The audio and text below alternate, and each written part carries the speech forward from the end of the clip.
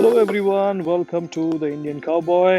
आज हम आ पहुंचे हैं अपने फॉडर कल्टीवेशन डिवीजन के साथ, जहां पे कि हम खेती कराते हैं, जो खेती की हमारे साइलेज मैन्युफैक्चरिंग प्रोसेस के साथ काम करती है, जिससे हम गायों के लिए न्यूट्रिशियस खाना बनाते हैं।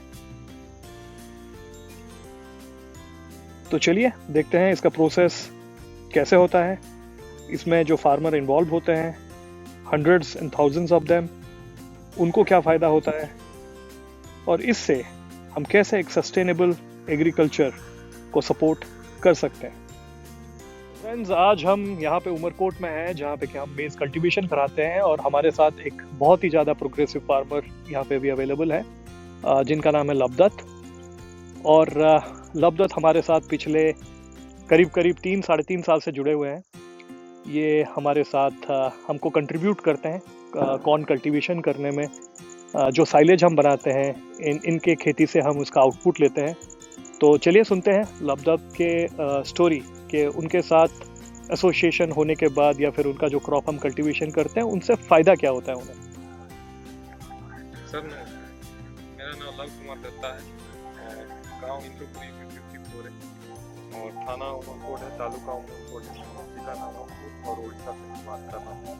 मैं एक किसान मक्का, धान और उसके साथ सब्जी, काफ़ी सारे सब्जियों का खेती करता हूँ। उसमें से मक्का एक ऐसा खेती है, हमारा इस क्षेत्र के लिए किसानों का रीढ़ की हड्डी माना जाता है। तो उसमें और एक क्या है, मक्का में जैसे हम लोग खेती करते हैं, उसमें हमारे पास पहले सर कोई ऑप्शन नहीं था। हम लोग मजबूरन मक्का को साहूकारों के पास ही बेचते थे और साहूकार उसमें मोनोपोली करते थे। लेकिन जब से हमारा साइलेज, हमको क्या साइलेज किस चीज़ का नाम है हमको पता नहीं था, लेकिन पिछले 3.5 साल से हमारे यहाँ साइलेज आया हुआ है। और जब से साइलेज आया है तब से हम लोगों को एक ऑप्शन मिला है कि हम साइलेज भी बेच सकते हैं और मक्का भी बेच सकते हैं। तो इसमें क्या है, साहूकारों का भी मोनोपोली थोड़ा कम हो रहा है। और इसमें और एक फ़ायदा है, जैसे हम मक्का का दाना अगर साहूकार को बेचते हैं तो साल में सिर्फ 2 ही फसल मिलता है, और साइलेज बेचते तो हम 3 फसल भी ले सकते हैं, क्योंकि ये 90 से 100 दिन के अंदर साइलेज तैयार हो जाता है और उनमें सर हमको बहुत सारा बेनिफिट मिलता है। तो लवदत्त, ये जो आप कॉर्न का प्लांटेशन आप करते हो, मान लीजिए कि साइलेज के लिए करते हो, तो मैं चाहूँगा कि आप हमें थोड़ा समझाओ कि इसका जो टोटल प्रोसेस होता है वो कैसे आप करते हो, उसका क्या स्टेजेस होता है, इसके एग्रोनॉमिक्स कैसे होते हैं। ये अगर आप थोड़ा हमको समझाओ तो हमारे व्यूअर्स के लिए वो काफ़ी बेनिफिशियल हो सकता है। सर, जैसे आप देख पा रहे हैं कि ये जो मक्का का पौधा अभी 5 पत्ता हुआ है, इसको हम अक्टूबर 25 तारीख को सर सोइंग किए लगाए हैं। ओके। और आज आपका हो गया नवंबर 5, तो मतलब ये 10 दिन का पौधा है। और 5 दिन के बाद इसको लगाते समय हम सिर्फ DAP डाले हैं और बीज लगाए और नॉर्मली ऐसे पानी डाले हैं, वो तो पानी देना ही पड़ता है। और 5 दिन बाद इसमें हम थोड़ा सा खाद यूरिया डाल देंगे। उसके बाद फिर 20-25 दिन बाद थोड़ा सा यूरिया, थोड़ा सा DAP, थोड़ा सा पोटास डालना है। फिर उसका 20-25 दिन बाद थोड़ा सा यूरिया और थोड़ा सा पोटास को डालना। बस 2 से 3 बार कद्दू डालेंगे और मक्का का पौधा बिल्कुल तैयार हो जाएगा। और बीच में अगर कोई कीड़ा मकोड़ा का प्रकोप होता है, देखते हुए दवाई का, कीटनाशक का इसमें इस्तेमाल करना है। अगर कोई कीड़ा वगैरह नहीं लगता है तो कोई दवाई का भी इसमें उतना खास जरूरत नहीं पड़ता है। तो आपका ये क्रॉप कब तक हमारे हार्वेस्टिंग के लिए तैयार हो जाएगा? जैसे आपने बताया अभी ये 10 दिन का क्रॉप है सर, तो आप मान लीजिए कि अभी लगभग कितने दिनों के बाद ये तैयार हो जाएगा कि हम इसे हार्वेस्ट कर पाएंगे गाय का खाना खिलाने के लिए? अगर हम इसको गाय का खाना के लिए, साइलेज के लिए बनाते हैं तो ये 100 दिन के अंदर बिल्कुल सर हार्वेस्ट के लिए तैयार हो जाएंगे। लेकिन इसी चीज़ को अगर हम दाना के लिए तैयार करेंगे तो वो 150 दिन, 140 से 150 दिन का या 160 दिन भी लग सकता है सर, क्योंकि ठंड में थोड़ा सा समय ज़्यादा लगता है और गर्मी में जो लोग लगाते हैं उनका 10-15 दिन पहले हो जाते हैं। तो अभी मेरा जो मक्का है इसमें पूरा ठंड का जो सीजन है वो पूरा जाएगा, तो इसलिए थोड़ा सा 10 दिन का और ड्यूरेशन इसका बढ़ जाता है। तो लवदत्त, जैसे आपको पता है कि हम जो मक्का यहाँ से लेते हैं और हम एक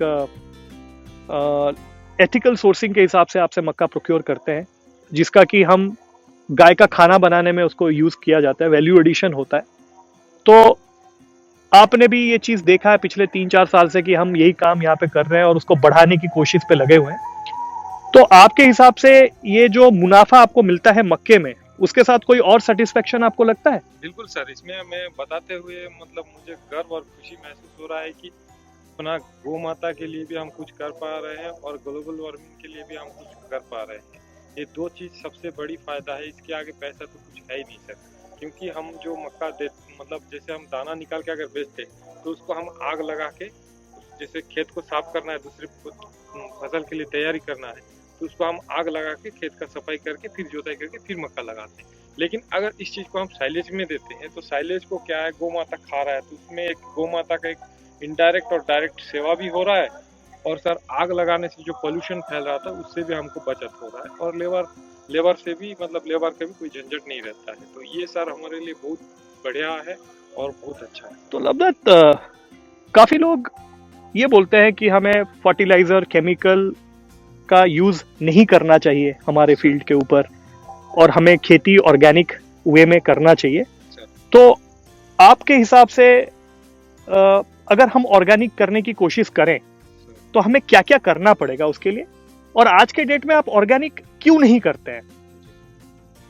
सर मैं इसमें 2-3 बार मेरा कुछ साहब लोगों से मेरा लड़ाई भी हो गया है और मैं थोड़ा कड़वा बोलता हूँ इस बारे में, क्योंकि ऑर्गेनिक जो शब्द है वो सुनने में बहुत अच्छा लगता है, लेकिन जब इसको जमीन में उतारा जाता है तो प्रैक्टिकली जब तक गवर्नमेंट हमारा कोई मदद नहीं करेगा तब तक नहीं हो सकता। मैं अकेला मान के चलो इसको ऑर्गेनिक बना दिया। ऑर्गेनिक बनाने से, एक खेत ऑर्गेनिक होने से क्या होता है, जो इसका हमारा जो मित्र जीव है मिट्टी के अंदर उसको हमको एक्टिव करना है। तो जैसे मैं अपना मित्र जीव को मेरा जमीन का एक्टिव किया हूँ, ऑर्गेनिक कर भी लिया हूँ, लेकिन मेरा पड़ोस वाला जो जमीन वाले है वो रासायनिक कर रहा है, वो रासायनिक खाद बीज उसमें सब दवाई वगैरह डाल रहा है। जैसे बारिश का पानी हुआ तो उसका जो जहर है वो मेरा ऑर्गेनिक खेती में आ गया है। तो ऐसे में मैं जो ऑर्गेनिक कर रहा हूँ तो उसका रासायनिक आया तो फिर कोई मतलब नहीं है। इसीलिए ऑर्गेनिक करना है तो पूरा एक क्षेत्र को लेके, एक डिस्ट्रिक्ट को लेके या तो एक जनपद को लेके अगर ऑर्गेनिक सरकार की ओर से प्रयास किया जाता है, धरातल में, खाता पेन में नहीं, धरातल में अगर सरकार उतारते हैं उसको, तब जाके ऑर्गेनिक सक्सेस हो सकता है। और ऑर्गेनिक पूरा अगर क्षेत्र वाइज होता है तो ही सक्सेस होगा और बहुत अच्छा चीज है। मैं भी ये मानता हूँ ऑर्गेनिक खेती बहुत अच्छा है, लेकिन उसको प्रैक्टिकली करना आज का डेट में तो पॉसिबल नहीं लग रहा है। तो फ्रेंड्स, जैसे कि ऑर्गेनिक के बारे में बातचीत हुई, तो ऑर्गेनिक हम भी करना चाहते हैं और उसके ऊपर हमारे भी कुछ प्लान्स हैं कि हम एक एरिया को या फिर एक जोन को कैसे ऑर्गेनिक कर पाएँ over a period of time. लेकिन चैलेंजेस काफ़ी सारे हैं, क्योंकि ऑर्गेनिक करने के लिए ऑर्गेनिक फर्टिलाइज़र आपको यूज़ करना है, वो फर्टिलाइज़र फार्मर को अवेलेबल कराना है, ये भी इंश्योर कराना बहुत ज़रूरी है कि फार्मर को जितना भी एग्रोनॉमिक्स, जितना भी इनपुट, मार्केट लिंकेज का जो भी सपोर्ट रहे वो उसको प्रोवाइड हो सके, तभी जाके चीज़ें ऑर्गेनिक हो पाएंगी। वैसे ये जो चीज़ें हैं इसके ऊपर काफ़ी सारे इनिशिएटिव्स हमारे आप आगे हमारे वीडियोस में आप देख पाएंगे।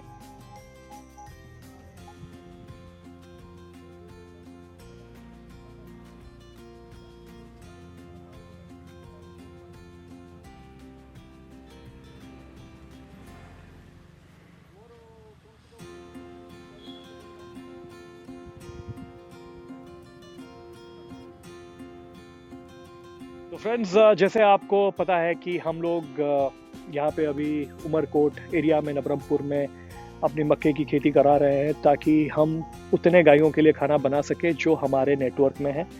और उसके बारे में मैं ज़्यादा इन्फॉर्मेशन आपको over a period of time देता रहूँगा। तब तक के लिए do subscribe to our channel और वीडियोस को लाइक करिए अगर आपको पसंद आए तो। फिर मिलते हैं दूसरे एक वीडियो के साथ, तब तक के लिए टेक केयर, जय हिंद।